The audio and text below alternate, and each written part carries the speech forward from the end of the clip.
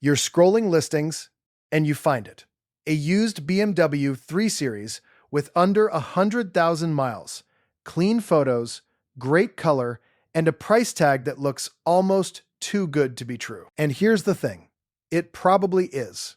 Not because there's something wrong with that specific car necessarily, but because the sticker price is only the beginning of what you're actually agreeing to pay. A lot of drivers find that out the hard way, usually around month 3 of ownership, when the repair estimates start stacking up and the savings they thought they got on the purchase are long gone. I'm Jerry Davis, and I've seen this play out more times than I can count. Drivers walk into a used car purchase, focused entirely on the number on the windshield, and they completely ignore the number that's going to follow them every single month they own that vehicle. Today, I'm walking you through 10 used car models that look like bargains when you're shopping, but quietly drain your bank account once you're holding the keys. Hit subscribe before we get into it.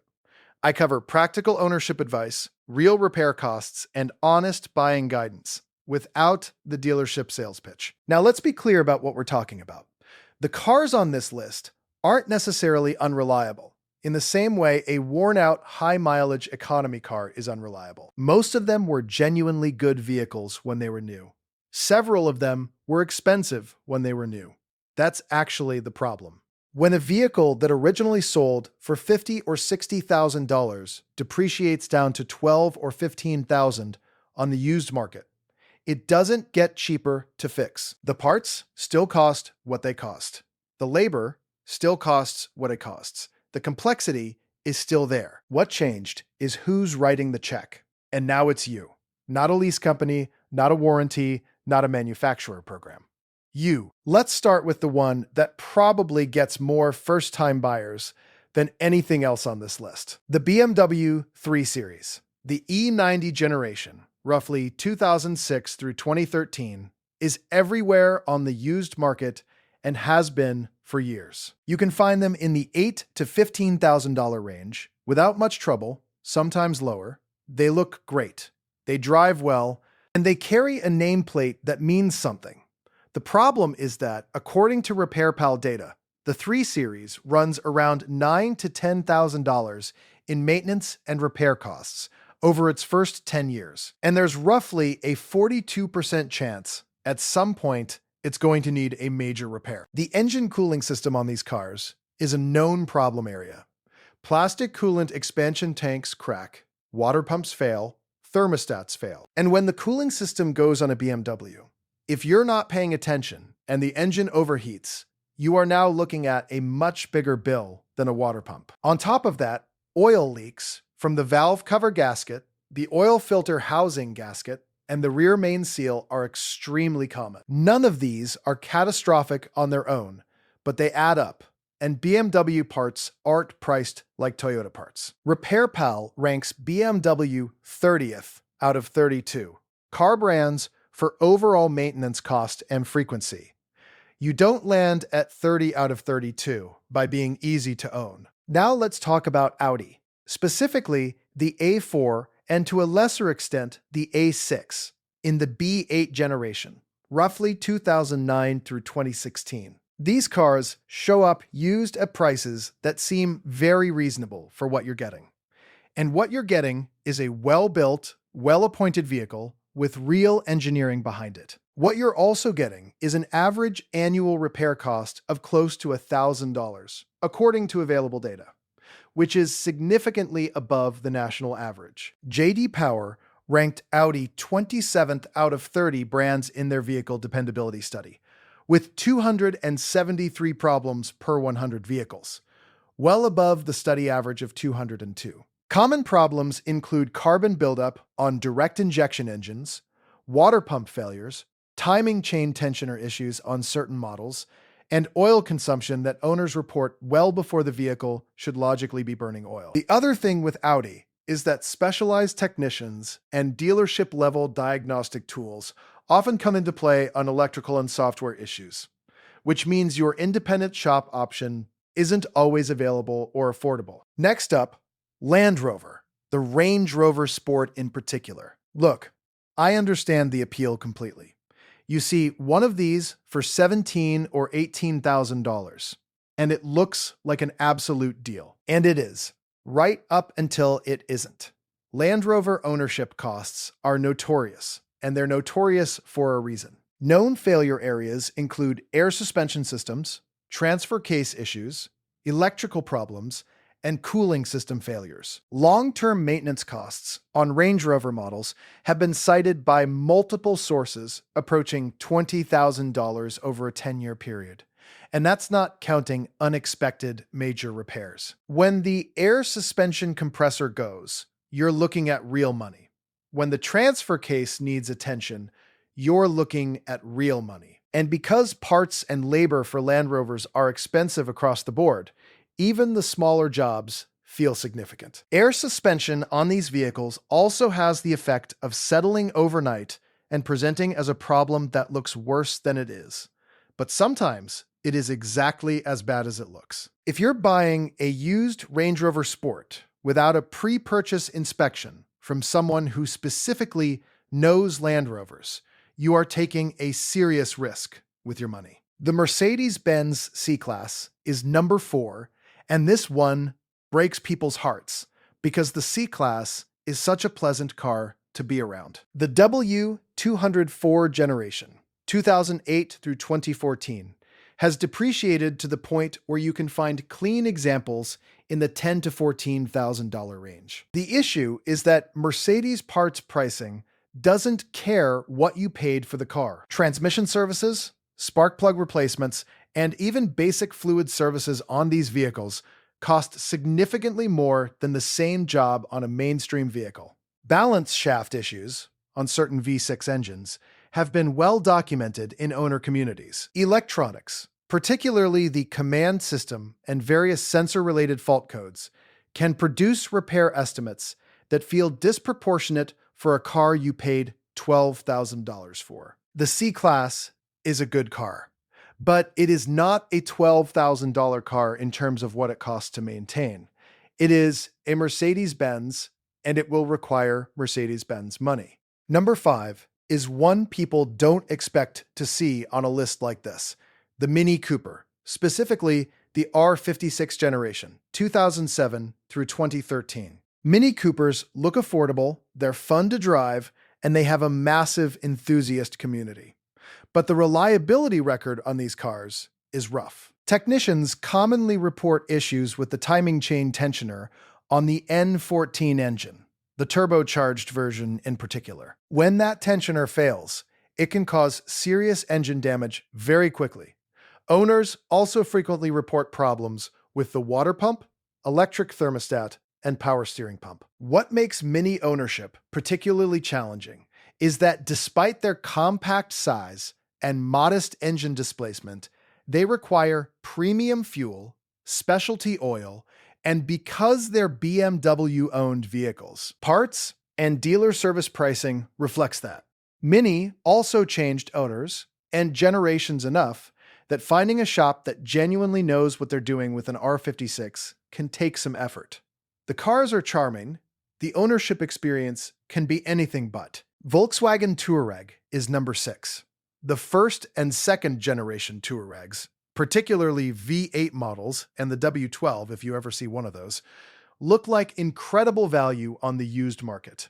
And mechanically, the air suspension, transfer case, and some of the engine choices on these create the same expensive headaches as the Land Rover models they're sometimes compared to. The air suspension on Touaregs is a known cost item.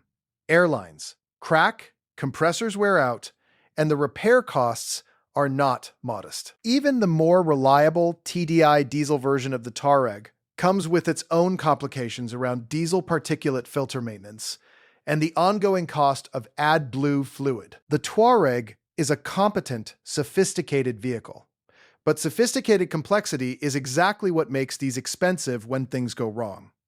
And over time, things will go wrong. Cadillac CTS takes the number 7 spot, particularly the second generation from 2008 through 2014. The CTS is a genuinely well-sorted car. It was competitive with European sports sedans when it was new. It rides well, it handles confidently, and it looks the part. The issue is that Cadillac CTS ownership costs climb steadily over time, particularly on higher mileage examples. The 3.6-liter direct injection V6 in these cars is known for timing chain issues. At higher mileage, if oil change intervals have been stretched. Carbon buildup on the intake valves is an issue across direct injection engines generally, and the CTS is no exception. The other factor here is that while independent GM-capable shops can service these cars, some repairs, particularly anything touching the body control systems or advanced driver assistance features, can require dealer-level software that independent shops don't have access to. At 10 to 12,000 miles of aging, on an already high mileage used CTS, you may be looking at a car that needs timing chain guides, valve cover gaskets, and possibly a transmission service, all within a short window of each other. Volvo XC90, the first generation, 2003 through 2014, is number 8. This is the one that pulls in safety-conscious buyers with families, and I completely understand why. Volvo has a genuine safety reputation. These cars have strong crash test results, and finding one with decent mileage at a reasonable price seems like a responsible family purchase. The problem is that the XC90 is one of the more complex Volvos ever built. Transmission issues on the AW55 automatic gearbox that was paired with these cars have been widely reported by owners and in owner communities for years. The engine oil sludge issue on certain earlier model years is also documented.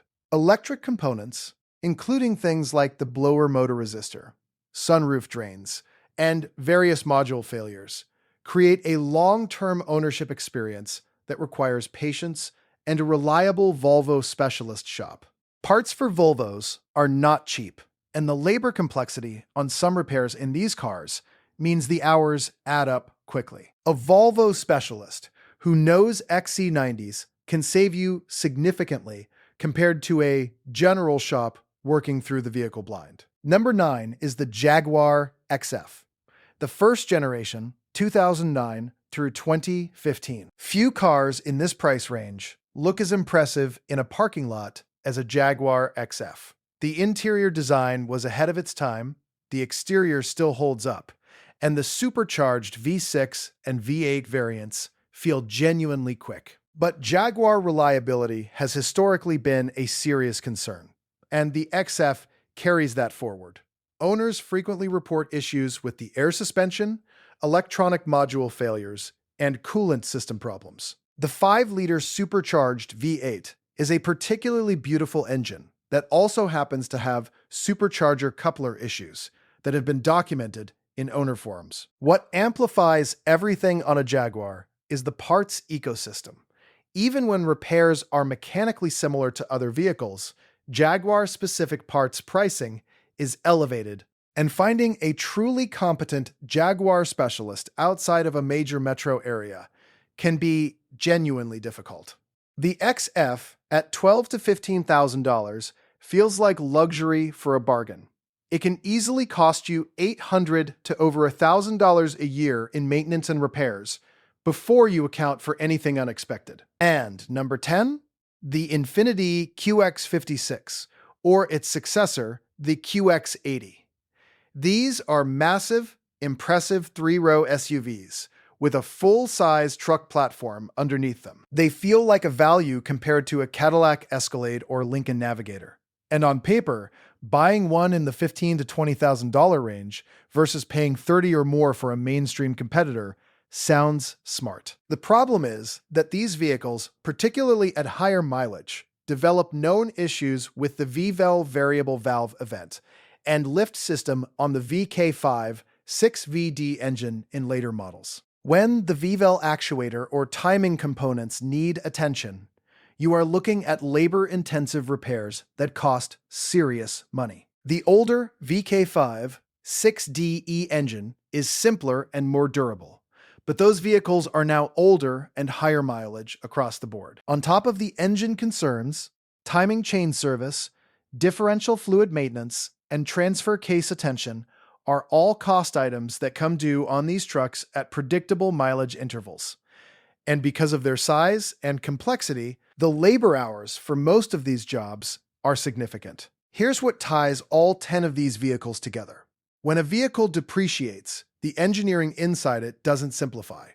The parts don't get cheaper, the labor hours don't shorten. What happened is that the original purchaser absorbed the new car premium price, and now that vehicle is sitting on a used lot at a fraction of what it cost. Whoever buys it next gets the car at the discounted price, but they get the full price repair bills. That's not a conspiracy. That's just how depreciation works when you're buying complex, premium spec vehicles. Before you walk away from every car on this list, hold on, because here's the nuance. Some of these vehicles, bought at the right price with a clean pre-purchase inspection, complete service records, and a realistic ownership budget, can absolutely make sense. A BMW 3 Series that has been meticulously maintained by its previous owner, with documented cooling system work and oil leak repairs already done, is a different car than one that's had 4 owners and a chain of oil changes skipped. A Cadillac CTS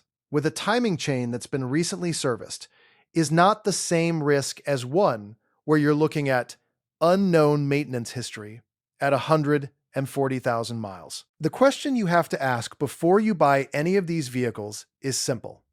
What's the total cost going to be over the next 3 to 5 years? Not just the purchase price, not just the insurance, but realistic maintenance, the repairs that are coming based on mileage and condition, and what you'll spend keeping this car on the road. If you run those numbers honestly, and the vehicle still makes sense at the price you're being asked to pay, then maybe it does make sense. But if the only reason you're buying it is because the sticker seems low, that's how people end up upside down on a repair bill within 6 months. Get a pre-purchase inspection done by a shop that knows the specific brand you're buying, not a general inspection at the seller's shop, not a quick look by your buddy. A proper inspection by someone who sees these cars regularly and knows where they fail. It'll cost you $100 to $150, and it will either confirm you're making a solid decision or save you from a very expensive mistake. I'm Jerry Davis. If this video helped you think differently about what a used car actually costs to own, hit that subscribe button, and I'll keep bringing you the kind of straight talk that saves you money at the shop and at the lot. Don't buy the price, buy the total cost. There's a big difference.